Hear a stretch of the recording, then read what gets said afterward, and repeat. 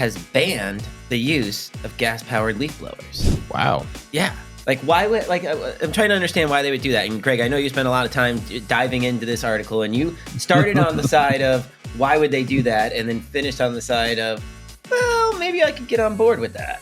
Yeah, well, I might be back on the side of why would they do that again. I'm always against government intervention, especially when it comes to nonsense things like leaf blowers. I'm sure there are other things that we could be spending time on, but I get it. I mean, it's loud. So if you're at home and your neighbor's out there with a gas-powered leaf blower all day and it's ruining your Saturday, like, I don't know. Is it the loudness or is it going green? They say the whole thing started because of noise complaints from residents. Okay. And then once they started doing the research, they were like, holy cow, it's actually terrible for you. I guess after like 15 minutes, if you don't have ear protection, it can do like lifelong damage.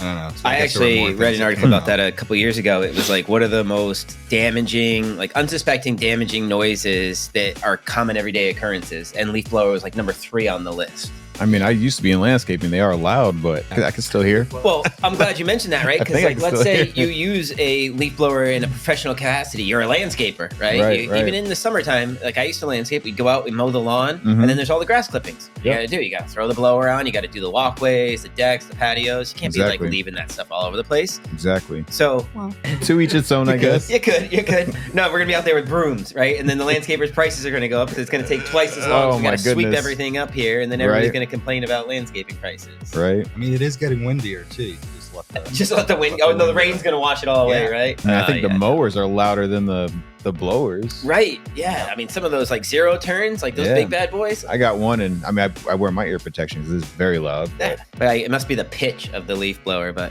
anyway, so the city's new rule goes into effect this fall and only permits gas-powered leaf blowers between October 15th and December 15th, and in the spring between April 1st and June 1st. All right. So July, August, September, we're not mowing our lawns. We're not blowing any leaves.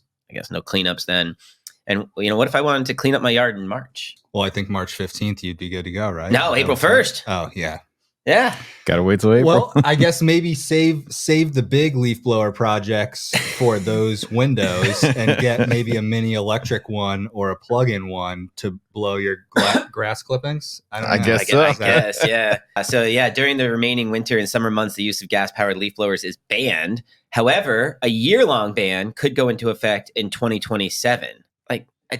Dozens of landscapers protested the approval of the new policy during public comment last fall, claiming that switching to electric will be costly and disruptive to small landscaping businesses. One of them went on to say, I have 20 backpacks in our business. To replace all those and the batteries and everything else, it's going to cost me anywhere from $75,000 to $100,000. Wow. That's a quote from Tyson Canaveri of Signature Landscaping. Like, I didn't think of all that. You got to charge them all, and so let's say you're going to be out for 8 hours, right? So you're either charging it after every stop, or you got to have like 3 batteries, multiple per blower. Batteries. Yeah, I mean, they got those big trailers. I'm sure they could find a way to charge them, but I don't know. Good businesses will adapt. I'm not for government intervention. I'm saying, why are we? But let's say you get one of those big trailers. Now you got to run that big trailer off a generator, which is costing you more in fuel to be able to charge your batteries. I mean, at some point, you could probably buy one of those robots that MIT is making and just have that thing do all the work, right? Or maybe it's like a solar. You put solar on top of your trailer there, and that like gives you enough juice. Yeah. Now we're thinking. Things are changing. Chaz might be onto something. It might be, right?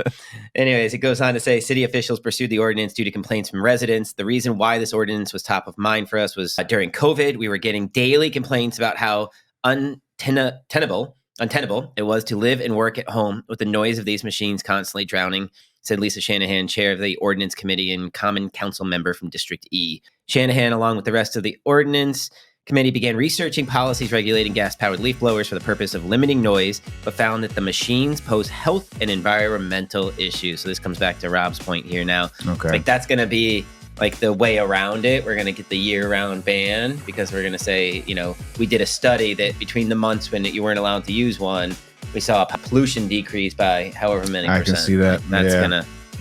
That's gonna be the way it's gonna go. I mean, we have electric cars and they can run, but I don't know.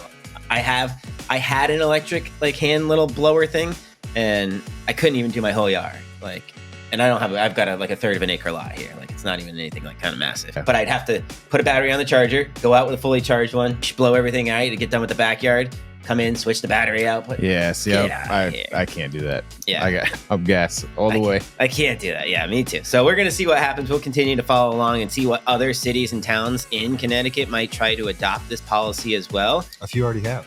A few are. Oh, Greg's got some insider information. I think Greenwich already has. I think there are a couple more. But yeah, sorry. So it's all Fairfield County, basically, is what I'm hearing. All right.